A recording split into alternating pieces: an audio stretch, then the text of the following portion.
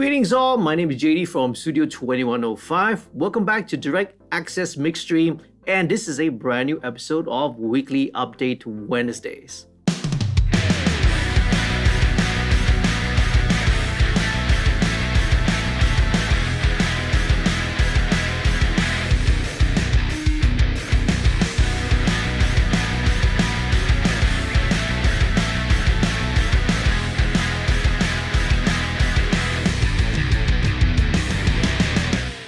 First of all, my apologies to all the non-Malaysian viewers.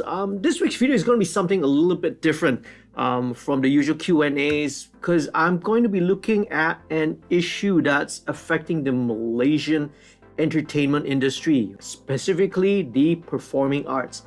We're talking about live music, theater, musicals, dance, comedy, and other forms of visual and performing arts. This is an issue that was already brewing since last year, right? More specifically since like the end of last year, but it's pretty much buried in the news cycle, right? Due to other stories such as obviously, right, we had very bad flood situation right here in Malaysia end of last year, and of course the pandemic, and but now recently with the announcement by the Malaysian government that we're going to be transitioning into an endemic stage, this issue has now, bubbled up again. It's risen up back to the forefront. Of course, as a musician and as a performer, this really concerns me a lot. One of the main missions of the YouTube channel and of the whole Direct Access, the MixStream platform and community as a whole was to support our local musicians, right? Be it solo artists, be it bands, during a time when the live music industry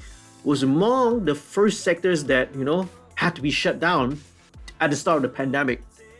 And very importantly, in case you didn't know, still remains a sector which is closed. This is in the negative list of sectors that are allowed to reopen come April 1st in 2022, right? So I'm talking about, working musicians, many of them who perform at clubs and bars, right, and all these entertainment venues. I'm not going to touch on that issue, right, of why clubs and pubs and bars are still on the negative list, not allowed to open, whilst there's so many other places where people are jam-packed right next to each other, breathing down each other's necks with no social distancing. It's a whole different cluster. I won't say the word, okay, all right, we keep it family friendly. A whole different cluster of issues that would need a whole other video, long form, right, to unpack. So now let's read from this news piece. So this is, right, published on thevibes.com, 12th December 2021, and this was written by the Vibes team. It doesn't say anything, right? It doesn't say who exactly. So, but shout out to the Vibes team, okay? So, the headline says, Performing Arts Community urges Selangor to waive entertainment tax completely. So, I'm just going to read from the piece, okay? Kuala Lumpur, Selangor's entertainment tax has been a recent talking point for performers, venue owners and show organizers, with many of them urging the state to waive the requirement to pay upfront the 15% duty on tickets of live performances. Okay? Well, that's one thing that, in case you didn't know, if you bought a ticket to any show, be it, a concert, a gig, a comedy show, a theater performance, a musical drama, whatsoever, there is a tax that is levied, right, on the top of the price of that ticket, okay? So, let me continue this, all right? Let's say, now, Menteri Besar Datuk Seri Amiruddin Syari in a series of tweets said there seems to be a misunderstanding with the word imposed as it applies to policy is new. Okay, so bear in mind, this is actually it's a policy that was already in place before the pandemic. Okay, so let's get that clear. So he said, ticketed performances are subjected to a 25% entertainment tax in all the states, but this year Selangor has waived it for theme parks. Okay, right, so next year, meaning, okay, this article came out in December 2021, so talking about 2022, this year, where we are right now. Selangor will reduce the rate to 15% for ticketed paid performances, while theme parks will be charged with a rate of 5%, okay? Right. So let's see. So the Selangor government has actually reduced the tax rate from 25% to 15%. For ticketed performances, from 25 to 5% for theme parks. Okay, so let's make that clear. This tax was already in place long ago, before COVID, before pandemic. Okay, let's continue.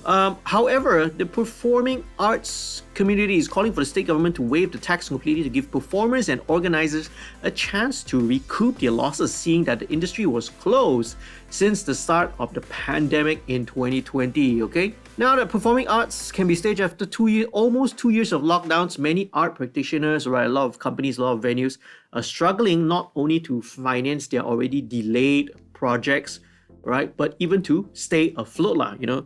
I can name a few arts venues that, despite things such as the arts venue recovery fund by Chandana and all that, despite that, they could not survive. Okay, some of them had to close, right? If I'm not mistaken, Penang Pack is already announced last year that this will be the last year of operating. Then DPAC, also Damansara Performing Arts Center, also has unofficially also shut down as well. So there you go. Right, now let's continue from the piece. All right, therefore the current requirement to impose duty, this 15% tax on a loss-making, struggling activity, is mind-boggling. All right, so we also saddened but not surprised this same issue has been going on for decades, with a similar plea made by this arts community in 1984. So this is an old issue, but now that after the pandemic has hit the entertainment, the live performance sector so hard these past 2 years, right? It's not like any other sector. It's not like F&B. It's not like thing we just open or any other business and then business comes back and all that. No, it's not. It's still a sector which is struggling lah, right? Basically, right? Just to make ends meet. Anyway, let's continue. Okay. All right, DBKL, right? Kuala Lumpur City Hall removed entertainment tax requirements following appeals, and this should apply nationwide. It makes no sense to provide tax incentives to the sponsors of performing arts if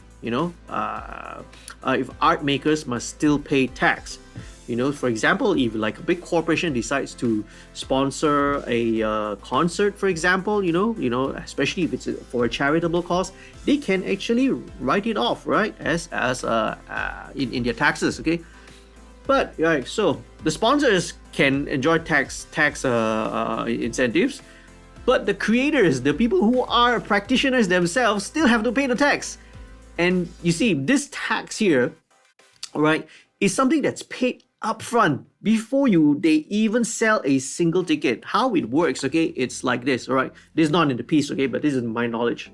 So let's say, for example, X venue, right, is going to be organizing a show, right, and then they're going to be organizing, let's say, this concert at this venue, for example.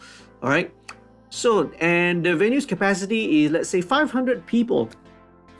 They have to pay the tax upfront to the government, right, to the state government, on the basis of full capacity, 500 tickets, assuming 500 tickets were sold. All right, so they have to pay it upfront. And let's say, for example, if the show wasn't full capacity, for example, right, not all the tickets were sold, they can actually ask for a refund. But this refund process takes a long time, and as you and I know, when you deal with government agencies and so whatsoever, there's a lot of red tape, there's a lot of inefficiencies lah. So you're right here, so hopefully that makes it clear. All right, so in a sector that is already, here we go, let's continue. In a sector that is already struggling and undersupported, the decision to impose a 15% duty on tickets is a severe impediment and must be immediately revoked, it's said. Okay, prominent performers Jason Leong, Poon Chi Ho have highlighted the issue. Okay, I'm not going to read some of these tweets, okay, right, but basically here, right, dear Amiruddin Shahri, Selangor State Government, please waive the 15% entertainment tax. This is a tweet from Jason Leong, right, the comedian Jason Leong. We are barely clawing back after 2 years of not doing shows. this will kill hopes of reviving the local arts scene. Okay, so here we go. Okay, a few other things, right? Basically, at the bottom here, it's all some tweets that are taken from people who are arts practitioners. Punchi Ho, here we go. All right, okay. Maybe see. Let's see.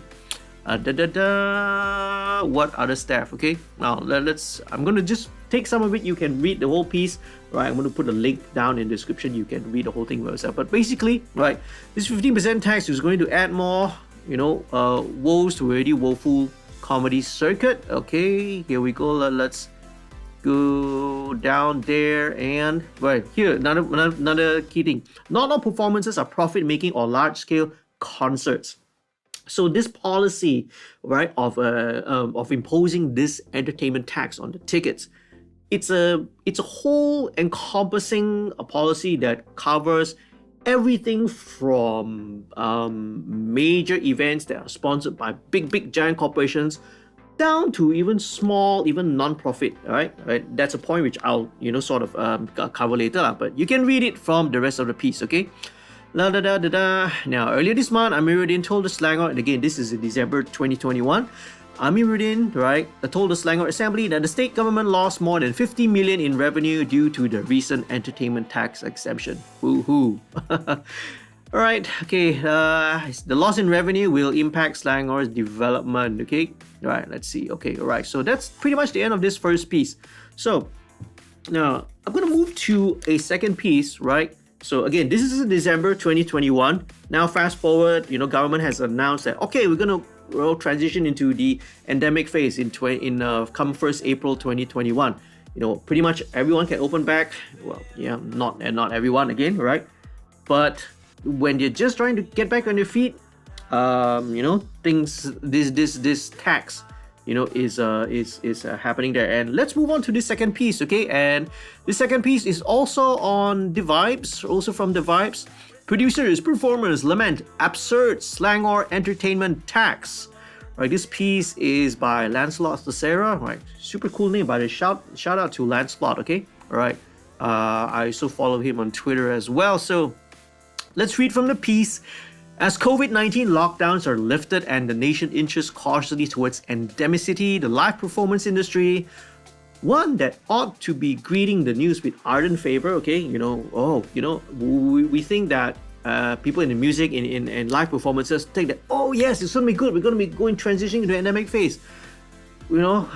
Instead, let me continue, is instead faced with yet another stumbling block that, according to members of the fraternity, threatens to derail its hopes of a smooth post-pandemic recovery. Whew, that's a mouthful, man. Okay, all right, cool. Right, the obstacle in question, right, is an entertainment duty, the tax the Selangor government imposes on all ticketed art and stage performances. Right, this is the 15% I'm talking about.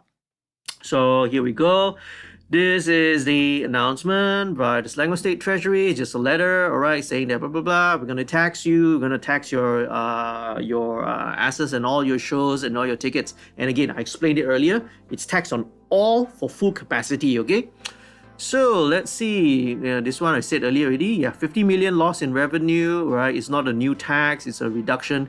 Yes, okay, that's correct. But we got to make that point and that fact very clear. So despite widely circulated social media petition and pleas from multiple stakeholders calling for a waiver of this duty, cries appear to have fallen on deaf ears as, performers, producers and venues alike continue to bemoan the tax. So anyway, right, so you can read, you've got comments here from Kevin J, who's a comedian. He also explains how it works. Okay, yeah, see, the sum has to be paid upfront based on a projection of 100% ticket sales. Okay, so anyway, let's see. Right, then another question, right? When asked why it does not do shows in Kuala Lumpur, Kaiwada answered that as there are only a handful of values, we can't be using the same ones all the time. Okay, which makes perfect sense lah. Okay, KL Klang Valley is not really that big, okay, compared to other countries. So we don't have that many arts venues and all that in the same place. Sidetrack, when we used to tour, when Pop Shove It, when we were touring in Japan, in Tokyo alone, there are 80 to 90 live houses, right? venues in Tokyo alone. So, right, don't talk loud. Okay, obviously that's Japan. But anyway, back to this. Okay, now a lot more other people. Rizal Kamal from Arts Live Festival Events Association, Alive. Okay, let's see. Now, let's see here. Claimed, okay, in response to Zaga Menteri's bizarre claims, they had lost 50 million due to uncollected taxes. This figure includes entertainment tax paid by cinemas and theme parks. The bulk of the amount, right, doesn't come from us meaning, you know, entertainment venues, right?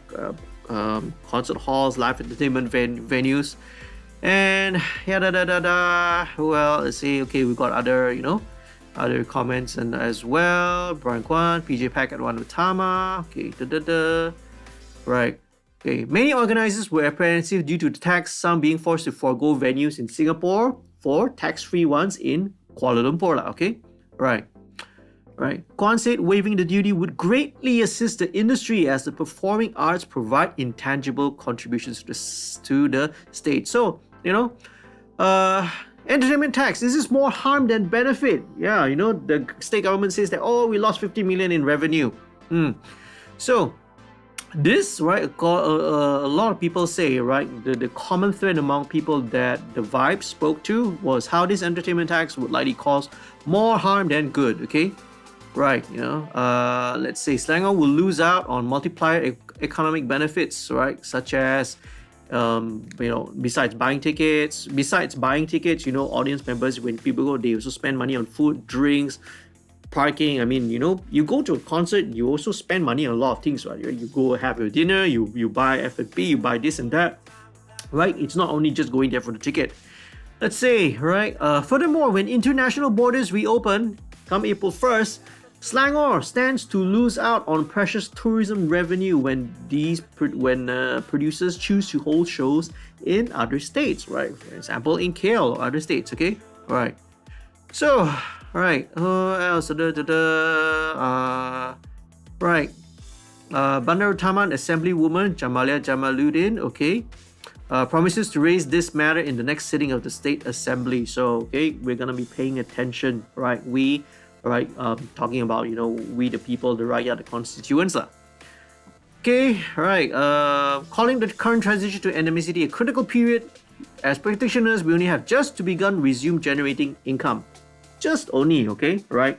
If you talk about actually the actual sort of opening into the phase 4 of the Plan Pemulihan Negara, you know, there's so many acronyms and short forms that I've lost track already, okay? Right, that was only in September, which is not too long ago.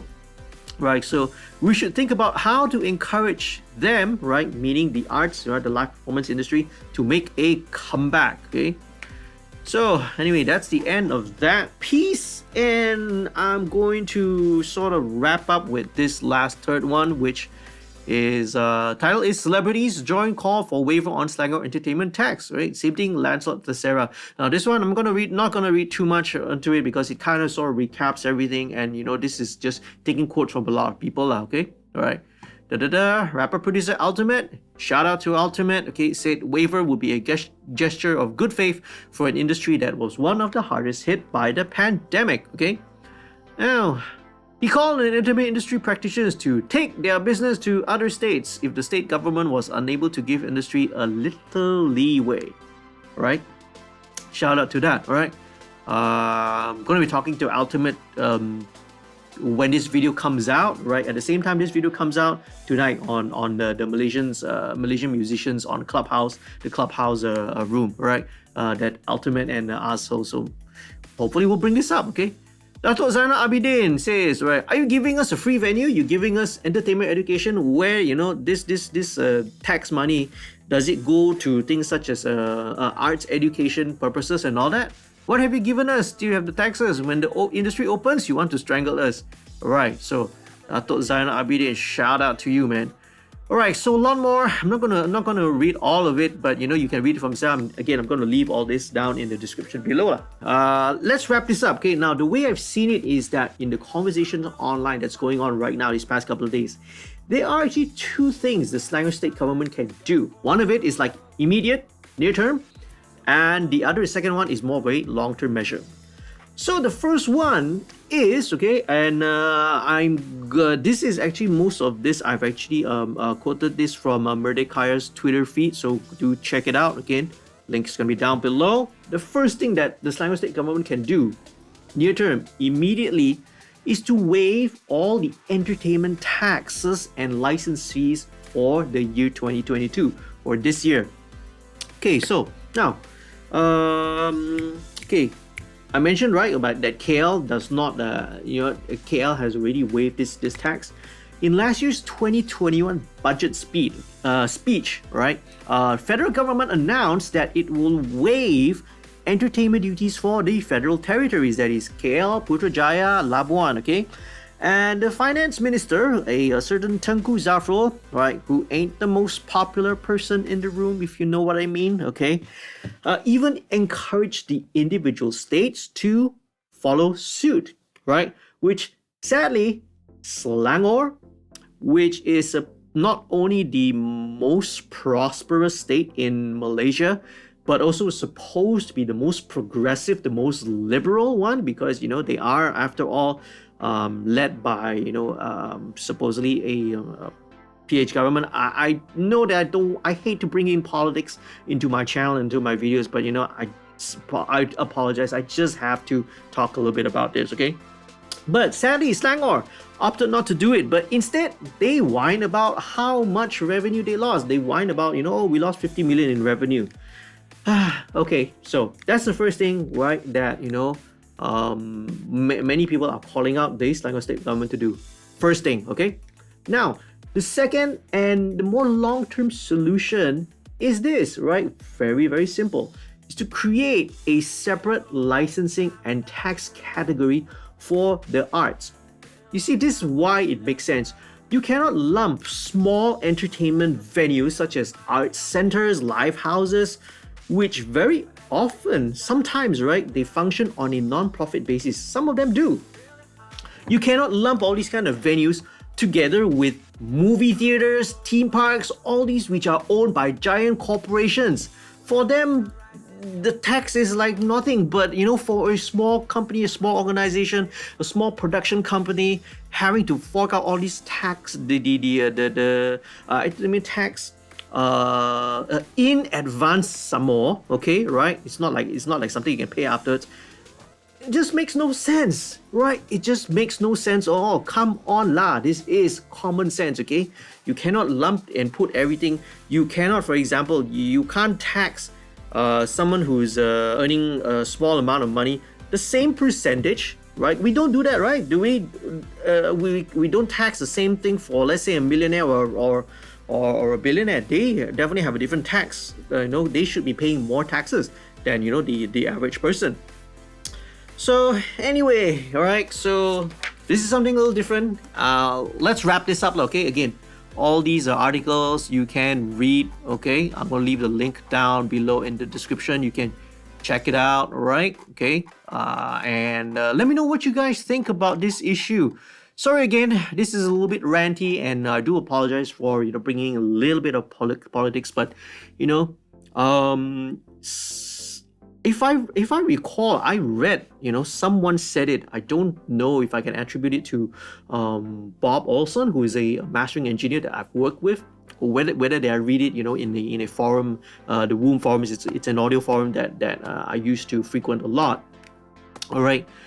He even says that even in the US, in the United States, or for any other country for that matter, the way you can judge how healthy the arts, right? Okay, we're actually talking about music, but you can talk about arts in general as well.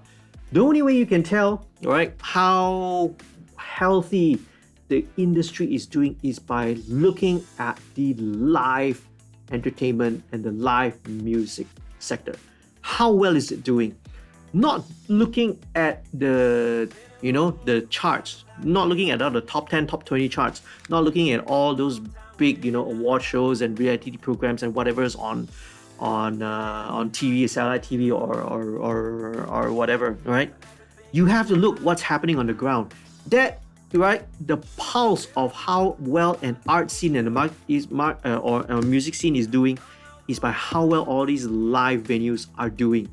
And if all these live venues are suffering and struggling, it is not going to bode well for music, for dance, for theater, for comedy, for arts, performing arts in general, okay? Right, so that's it. That's all from me, okay, for this video.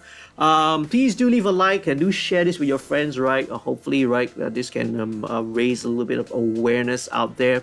Please do subscribe as well, sign up for the email list, and if you want to become a patron, details are also down in the description below.